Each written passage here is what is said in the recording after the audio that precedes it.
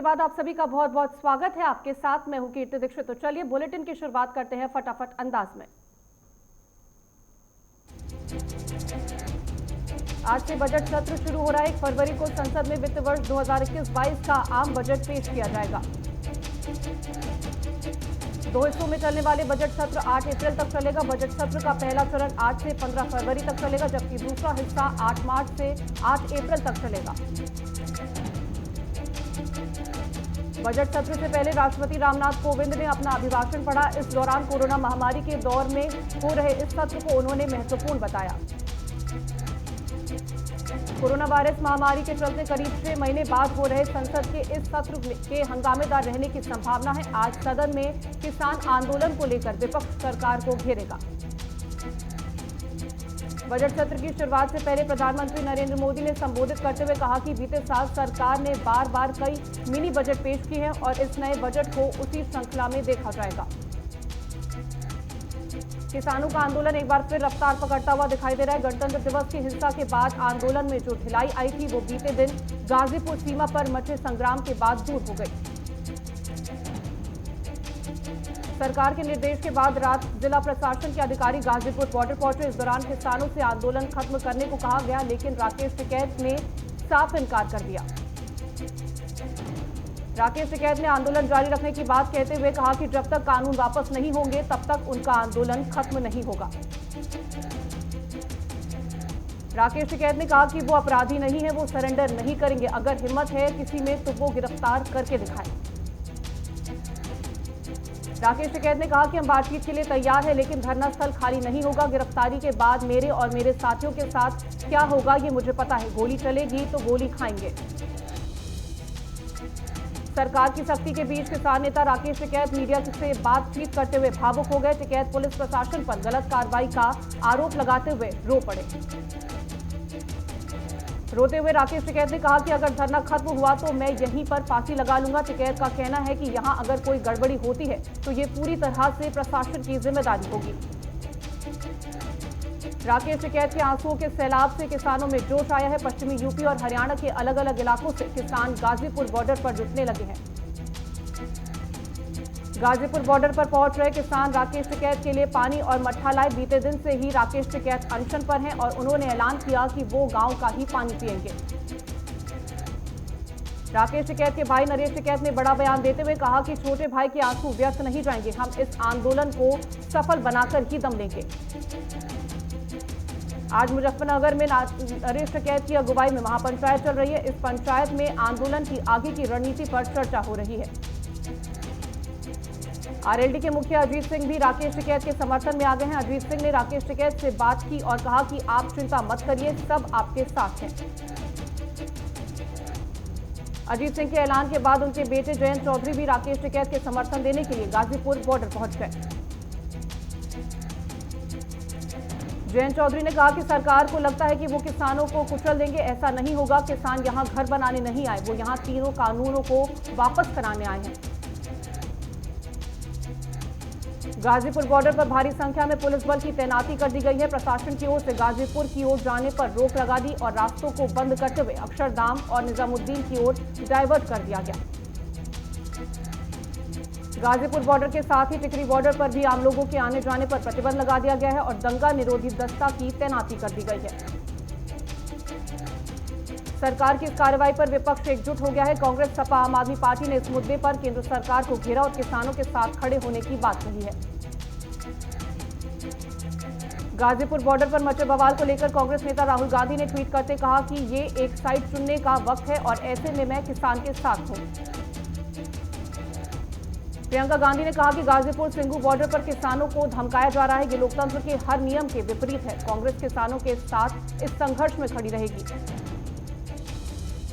सपा नेता अखिलेश यादव ने ट्वीट कर सरकार पर निशाना साधते हुए कहा कि आज जिस तरह से बल का प्रयोग कर बीजेपी सरकार किसानों के आंदोलन को कुचल रही है, उससे हर सच्चे भारतीय की आत्मा रो रही है।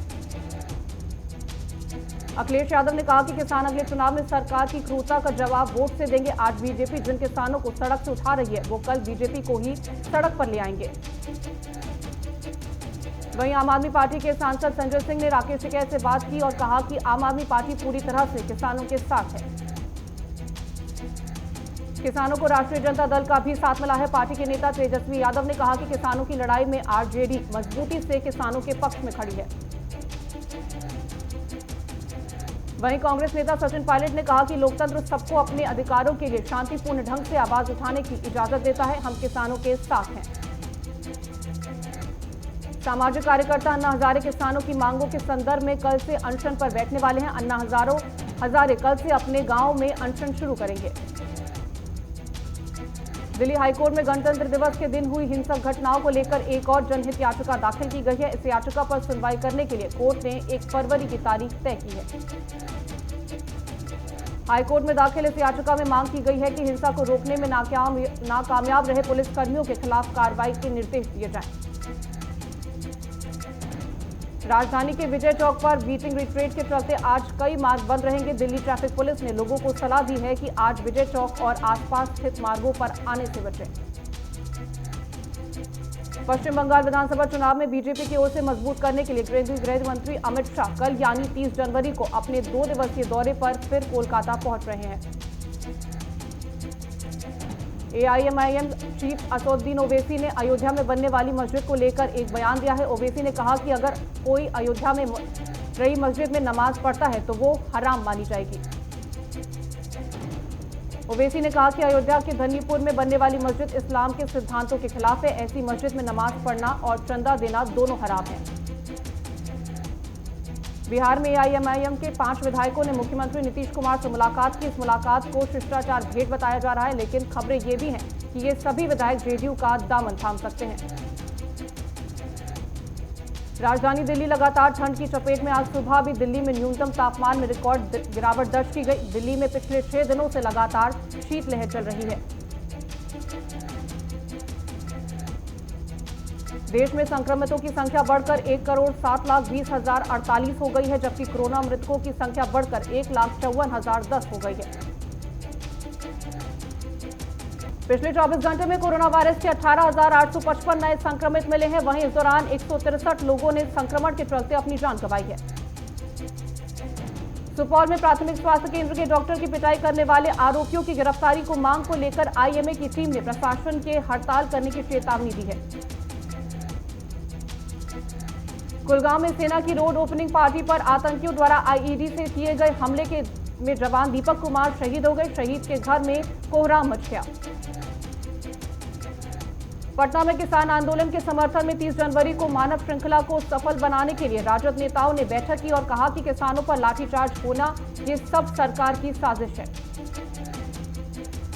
अररिया में वाहन जांच के दौरान गाड़ी से भारी मात्रा में विदेशी शराब की खेप बरामद की गई है। 2 शराब तस्कर को गिरफ्तार किया गया। पटना में 2 अपराधी को हथियार समेत गिरफ्तार किया गया है। अपराधियों ने बीते दिन एक युवक को गोली मारकर घायल किया था। रायपुर में कांग्रेस विधायक अमितेश शुक्ल ने अयोध्या के राम मंदिर के लिए राशि दान की है। साथ ही साथ कहा कि ये मेरा सौभाग्य है कि राम मंदिर के लिए राशि मैं दे सका। मुजफ्फरनगर के सिसौली में किसान आंदोलन के दौरान हुई हिंसा में किसानों के खिलाफ दर्ज मामले को लेकर भाकियों की महापंचायत हुई।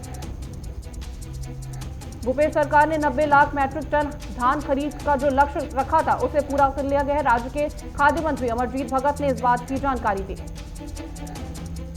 चामराजनगर में बीजेपी अध्यक्ष नलिन कुमार ने किसानों के हंगामे के लिए कांग्रेस पार्टी को जिम्मेदार ठहराया। दिल्ली में किसानों का हिंसा पर दीपेंद्र हुड्डा ने कहा कि मैं किसानों की मांगों के साथ खड़ा हूं, शांति और अहिंसा बिगाड़ने वालों के साथ नहीं। पाकिस्तान प्रशासन ने महिला को वापस भारत भेज दिया है। बता दें कि जरीन बी नाम की महिला मानसिक संतुलन ठीक न होने के चलते पीओके चली गई थी। कानपुर में एक पति पत्नी और बच्चे ने खुद को आग लगाकर आत्महत्या करने की कोशिश की है। इस दौरान उन सभी सिपाही भी आग में झुलस गया। अररिया सदर अस्पताल में सिटी स्कैन की सुविधा का शुभारंभ किया गया। अब जिला वासियों को सिटी स्कैन के लिए दूसरे जिले में जाने की जरूरत नहीं है। कुशीनगर में सीएमओ नरेंद्र गुप्ता सहित स्वास्थ्य कर्मियों को कोविड-19 का टीका लगा। टीका लगने के बाद सीएमओ ने सीएचसी कुबेर स्थान का निरीक्षण किया। भोजपुर में एक दंपति काफी वक्त से अपनी ही परिवार की धमकियों से परेशान था। दोनों ने एसएसपी के पास शिकायत दर्ज कराई। प्रयागराज के माघ मेले के दूसरे स्नान पर पौष पूर्णिमा के मौके पर संगम में ठंड बावजूद आस्था का सैलाब उमड़ पड़ा। बीजापुर के केसीसी मार्केट के एक इलेक्ट्रॉनिक दुकान में आग लग गई। दमकल विभाग ने मौके पर पहुंचकर आग पर काबू पाया। कानपुर में तेज रफ्तार डंपर की टक्कर से एक महिला की दर्दनाक मौत हो गई। घटना से आक्रोशित ग्रामीणों ने 3 डंपरों को रोककर आग लगाई। गुरुग्राम के वजीराबाद में नई शमशान घाट बनने जा रही, जिसका ग्रामीण लगातार विरोध कर रहे हैं। फतेहपुर में कुछ अस्पताल और मेडिकल स्टोर कावड़ियों को जानलेवा बायोमेडिकल वेस्ट बेच रही है। ये मेडिकल वेस्ट विभिन्न बीमारियों का कारण बन सकती है। घरौड़ा की बस्ताड़ा टोल प्लाजा पर किसानों के लिए लंगर सेवा जारी है। वहीं पहले की तरह वाहन भी टोल फ्री चल रहे हैं। बीनमाल राजकीय अस्पताल में रैंडम सैंपलिंग शिविर में 75 लोगों के रैंडम सैंपल कोरोना जांच के लिए भेजे गए। राजस्थान आशा सहयोगिनी यूनियन संगठन ने अपनी मांगों को लेकर विरोध प्रदर्शन किया और अपनी मांगों को लेकर एसडीएम को ज्ञापन सौंपा। बूंदी में पहाड़ी पर अधेड़ का शव मिलने से सनसनी फैल गई। सूचना मिलने पर पुलिस ने शव को अपने कब्जे में ले लिया। राजस्थान में पुलिस ने घरों में से नकदी चुराने वाले गिरोह को गिरफ्तार किया है। पुलिस चोरों से पूछताछ में जुटी हुई है। कैला देवी में आर्मी के हेलीकॉप्टर में तकनीकी खराबी आने से हेलीकॉप्टर स्कूल के पास उतारा गया। गनीमत है कि बड़ा हादसा होने से टल गया। चूरू में नगर पालिका चुनाव में मतदान शांतिपूर्ण तरीके से संपन्न हुए। निर्वाचन अधिकारी ने बताया कि कुल 62.43% मतदान हुआ। कोटा में थानाधिकारी महेश कुमार करवाल ने 2020 में उत्कृष्ट कार्य करने के लिए सम्मानित किया गया। बीजापुर में कमिश्नर हर्ष शेट्टी ने अवैध बस्तियों को हटाने की मुहिम शुरू की है। गैर कानूनी मकानों को तोड़ा गया। यादगिरी में कांग्रेस नेता सतीश दिल्ली में हुए किसानों के प्रदर्शन से पीछे हट गए हैं। साथ ही कहा कि बीजेपी सरकार अपने आप को संभालने में विफल रही है। सेंसेक्स 47,274 के स्तर पर कारोबार कर रहा है। वहीं निफ्टी भी 120 अंक मजबूत होकर 13,950 के आसपास बना हुआ है। पेट्रोल डीजल के दाम में बढ़ोतरी नहीं हुई। पेट्रोल 86.30 रुपए और डीजल 76.48 रुपए पर बिक रहा है। कोरोना महामारी ने भारत के हेल्थ सेक्टर की बहुत खामियों को उजागर किया। अब उम्मीद की जा रही है कि मध्य वर्ग के लिए हेल्थ इंश्योरेंस स्कीम आ सकती है, यानी हेल्थ का बजट दुगना हो सकता है। डेटा प्रोटेक्शन को लेकर वर्ल्ड इकोनॉमिक फोरम में पीएम मोदी बोले, देश में डेटा प्रोटेक्शन के लिए सख्त कानून पर रहा है। एआई जैसी तकनीक में निवेश पर जोर किया जाएगा। कोरोना का असर को देखते हुए देश में इस साल 35% सोने की मांग घटी है। साथ ही ज्वेलरी की डिमांड 42% से की गिरावट आई है। रुकी फंडिंग सितंबर के बाद दोबारा शुरू हो गई है, जिससे स्टार्टअप्स की ग्रोथ को बढ़ावा मिलेगा। साथ ही छोटी इंडस्ट्रीज नई टेक्नोलॉजी अपना रही हैं, जिसके चलते टेक स्टार्टअप का काम और बढ़ सकता है। मार्क जकरबर्ग ने व्हाट्सएप की नई पॉलिसी का बचाव किया। जकरबर्ग ने कहा कि अपडेट से प्राइवेसी बदलेगी नहीं। सैमसंग की भारी डिमांड वैश्विक स्तर पर रही है। दरअसल दुनिया भर में सैमसंग के करीब 25.57 करोड़ स्मार्टफोन बेचे जा रहे हैं। दुनिया के 2 सबसे अमीर इंसान एलन मस्क और जेफ बेजोस के बीच सैटेलाइट इंटरनेट की मांग छिड़ी है। ये लड़ाई सोशल मीडिया तक पहुंच गई है। बैंकिंग सिस्टम के लिए बैंक संकट मोचन बन सकता है। दरअसल माना यह जा रहा है कि इसकी घोषणा बजट में हो सकती है। दुनिया में पिछले 24 घंटे में कोरोना के 5.88 लाख से ज्यादा नए केस सामने आए हैं। अब तक करीब 22 लाख लोगों की जान जा चुकी है। ब्रिटेन में कोरोना के पिछले 24 घंटे में 28,000 से अधिक नए मामले सामने आए। हालांकि 1,000 लोगों की मौत हो गई। अमेरिकी राष्ट्रपति जो बाइडेन ने ट्रंप की यूएई और सऊदी अरब से हुई हथियारों की डील को सस्पेंड कर दिया है। उन्होंने कहा कि समझौते की समीक्षा करके अंतिम फैसला लेंगे। यूरोपीय देश पोलैंड में अबॉर्शन पर प्रतिबंध हटाने की मांग को लेकर 30,000 से ज्यादा महिलाएं सड़कों पर उतर आई हैं। संयुक्त राष्ट्र महासचिव एंटोनियो गुटेरेस ने भारत की वैक्सीन उत्पादन क्षमता को दुनिया में सबसे बेहतर मौजूदा संपत्ति का नाम दिया। नेपाल के सुप्रीम कोर्ट में अवमानना मामले में प्रधानमंत्री केपी शर्मा ओली को कोर्ट में उपस्थित होने का आदेश दिया गया।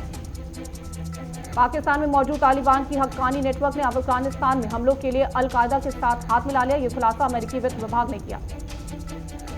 पाकिस्तान आतंकी संगठन का सरगना मेघल बाग अफगानिस्तान में मारा गया। अफगानिस्तान सरकार ने इसकी पुष्टि की। ताइवान के मामले में चीन ने आक्रामक रुख अपना लिया है, जिसके चलते सीधे चेतावनी भी दी गई है कि ताइवान अगर स्वतंत्रता की बात करता है तो वो उसका सीधा मतलब युद्ध है। ब्रिटिश पीएम ने ऑक्सफोर्ड की कोरोना वैक्सीन को 75 साल से अधिक उम्र वाले लोगों को पूरी तरह से कारगर बताया है।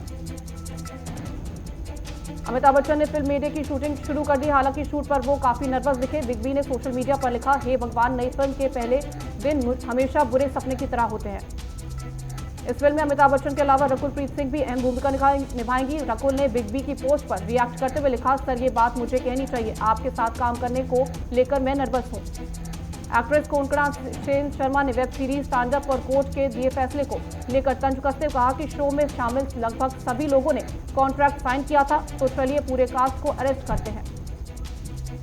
कोरोना वायरस के चलते पिछले साल कांस फिल्म फेस्टिवल रद्द कर दिया गया था, लेकिन अब खबर आई है कि ये फेस्टिवल 6 से 17 जुलाई के बीच होगा।